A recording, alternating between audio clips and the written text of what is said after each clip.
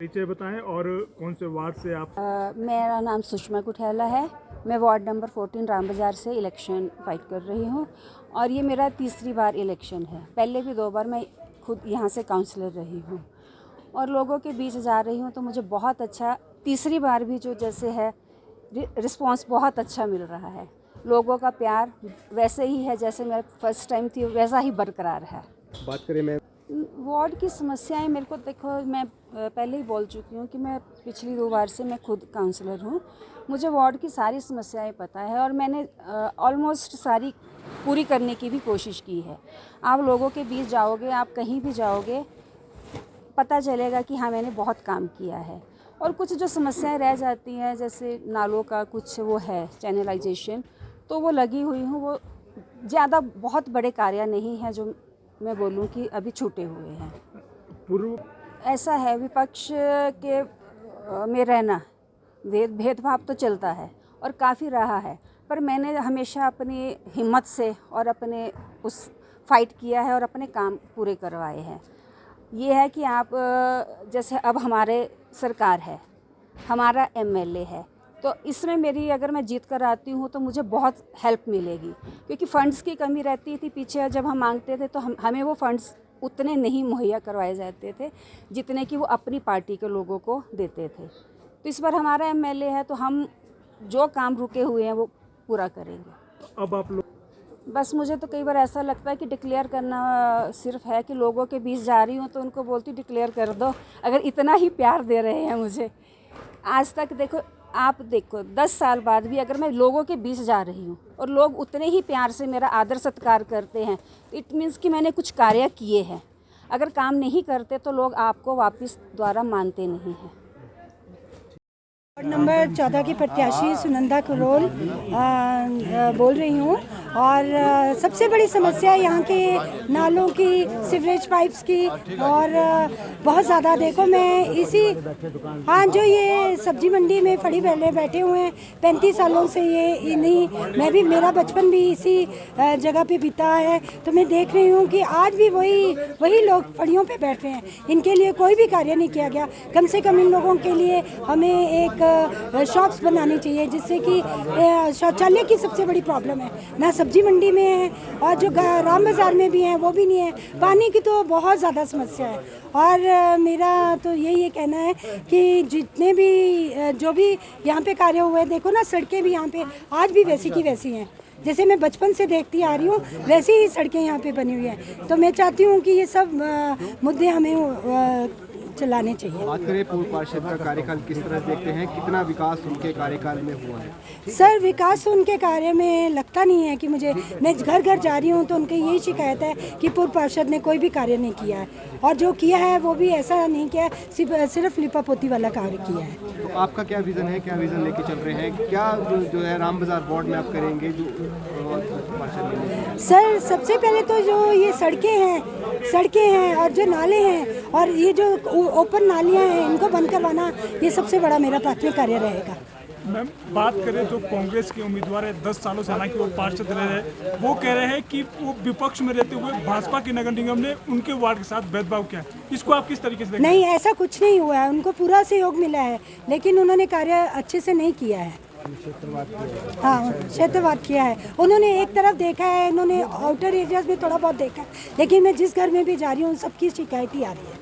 अपना परिचय बताना है। बात करें, देखो कि मैं वार्ड नंबर 14 का वोटर हूँ और यहाँ मेरा बिजनेस है और ये मेरी सामने दुकान है। हमारे वार्ड में सबसे बड़ी जो कठिनाई है वो है पार्किंग की। इस पार्किंग के वजह से ये जो मंडी है वो काफ़ी उजड़ गई है।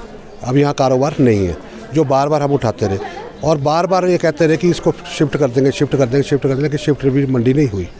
और नालों की व्यवस्था बहुत ख़राब है, नाले सारे बहते हैं, टॉयलेट सारे बंद हैं और जो टॉयलेट नए बने हैं उनकी भी ऐसी हालत है कि 10-10 लाख रुपए लगाकर भी जो टाइलें हैं, टाइलों को दबाओ तो नीचे से यूरिन बाहर आता है। यहाँ पर गंदगी इतनी है और ये अनाज का काम है और पूरी मंडी में इतनी गंदगी है कि कोई भी बीमारी हो सकती है, लेकिन सफाई का कोई ध्यान नहीं है। बात मेन समस्या उन पर कोई कार्य नहीं किया, कोई मेन समस्या पे कार्य नहीं किया। पार्क बनाया, 2 बार बनाया, 2 बार टूट गया। हाँ जी, ऐसे से सिर्फ जहाँ धंधे पानी थे वहाँ पे वहाँ उन्होंने काम किया, बाकी कोई काम नहीं किया। किस तरह का शर्मा है, मैं यहाँ गंज बाज़ार का निवासी हूँ और ये बताना चाहूँगा कि यहाँ पे जो पुराने पार्षद हैं सुषमा कोठाला जी, उनका पहले काम अच्छा रहा है, ऐसी बात नहीं है, हम उनसे सेटिस्फाइड हैं। पर जो अब नई कैंडिडेट आई हैं बीजेपी की तरफ से, सुनंदा करोल जी, वो भी काफ़ी स्ट्रॉन्ग कैंडिडेट माने जा रहे हैं। बात करें समस्या, ये एक तो मेन समस्या है वॉशरूम की समस्या है, काफ़ी बार काम हुआ है इसका, काफ़ी बार जाके ठेकेदारों से और कॉरपोरेशन से भी हमने कंप्लेंट करी है, पर यहाँ पे ठीक ढंग से बन नहीं पाया और काफ़ी गंदगी है, जिससे कि ऐसा हो सकता है कि आने वाले टाइम में कोई बीमारियाँ या कुछ मतलब अनहाइजेनिक है। आप जाके देखेंगे, आप खुद जाके जब अगर टॉयलेट यूज़ करेंगे तो वहाँ पे सारा यूरिन फैला रहता है। अच्छा ये है कि यहाँ गाड़ियों की लोडिंग अनलोडिंग पॉइंट बन चुका है अभी यहाँ पे, तो हम ये चाहते हैं कि यहाँ पे एक टाइम लिमिट सेट हो जाए उनका, ताकि वो इस जैसे सुबह जब बच्चे स्कूल जाते हैं 8 बजे से पहले वो आ जाएं या शाम को 7 बजे के बाद वो करते रहें अपना काम। तो हम चाहते हैं कि जो वर्किंग आवर्स है उसमें लोडिंग अनलोडिंग कम हो। हम ये चाहते हैं कि जो सबकी बातें सुने, गरीबों के हक पे बात करे, करप्शन ना फैले, ईमानदारी से काम हो, सबको साथ लेके और सबको विकास, जिसका जो कहते हैं सबका साथ सबका विकास, वो ये नहीं कह रहा कि बीजेपी का स्लोगन है, ये कांग्रेस भी ऐसे कर सकती है, सबका साथ और सबका विकास, सबको साथ लेके चला जाए ताकि सबकी समस्याएं सुधर पाए और हम आगे बढ़े। एक पार्षद सर सबसे पहले अपना नाम बताएं और वार्ड की अगर राम बाजार की अगर बात करें तो किस तरीके से पूर्व पार्षद के कार्यकाल को जो है वो आप एज ए नागरिक यहाँ के देख रहे हैं? देखिए, मेरा नाम लव शांडिल है और मैं वार्ड नंबर 14 का रहने वाला हूँ।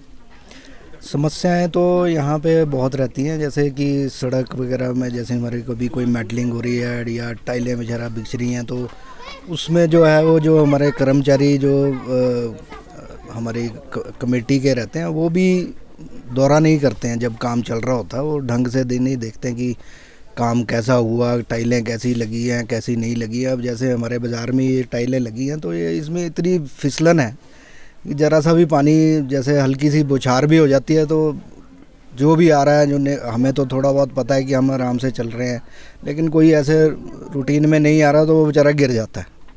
उससे बहुत लोगों को जो है परेशानी है इस चीज़ की। नहीं देखो, इम्प्रूवमेंट तो नेचुरली अब 10 साल उन्होंने यहाँ काम किया तो कुछ ना कुछ वो करते रहते हैं, ऐसा नहीं है कि उन्होंने कुछ नहीं किया, काम भी हो रहे हैं, है ना। लेकिन थोड़ा सा बस यही है कि मिस मैनेजमेंट जो हो जाती है कई बार कि हाँ ये चीज़ लगानी चाहिए थी या ये चीज़ नहीं लगानी चाहिए थी। काम ठीक है।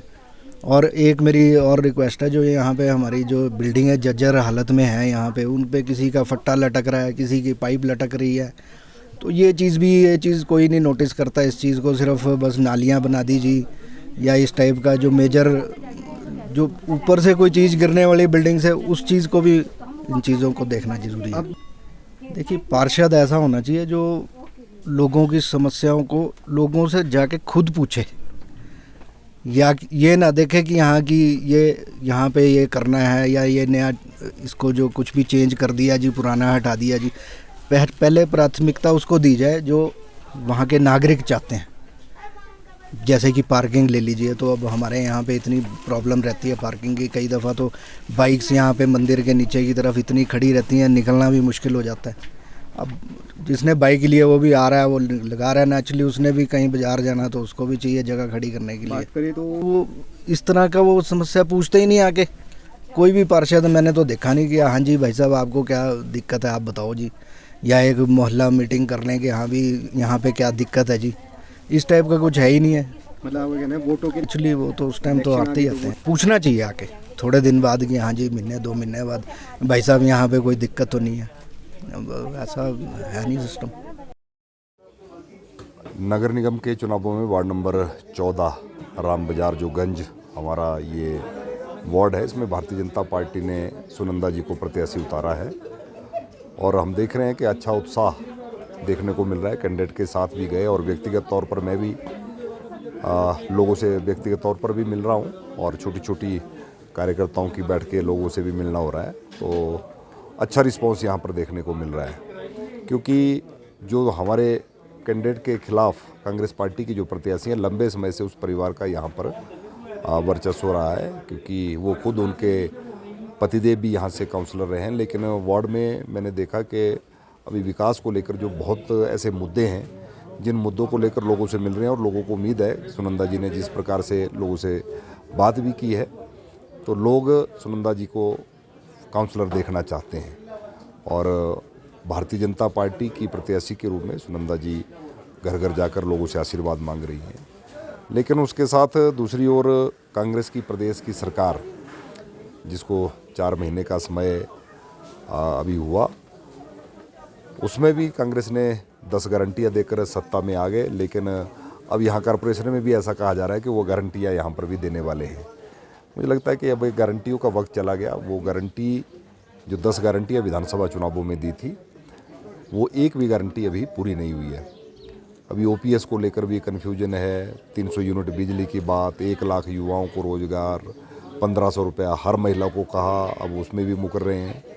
किसानों से गोबर 2 रुपये किलो के हिसाब से लेने की बात थी, 200 रुपये लीटर लेने की बात थी। ये सारी गारंटियाँ जो हैं अभी तक एक भी गारंटी पूरी नहीं हुई थी। और इन गारंटियों पर कांग्रेस के वरिष्ठ नेताओं ने, मुख्यमंत्री जी ने, उप मुख्यमंत्री ने कहा था कि जैसे सरकार बनेगी, कैबिनेट बनेगी, ये ओपीएस लागू 10 दिनों में होगी। ये 1500 रुपया जिस दिन हम शपथ लेंगे जनवरी महीने से वो हर महिला के खाते में 1500 रुपया आना शुरू हो जाएगा। मुझे लगता है कि 4 महीने में ही कांग्रेस की इन गारंटियों का जो है वो खुलासा हो गया है। और आज नगर निगम में अच्छा उत्साह जो है यहाँ पर हमको भारतीय जनता पार्टी के पक्ष में देखने को मिल रहा है।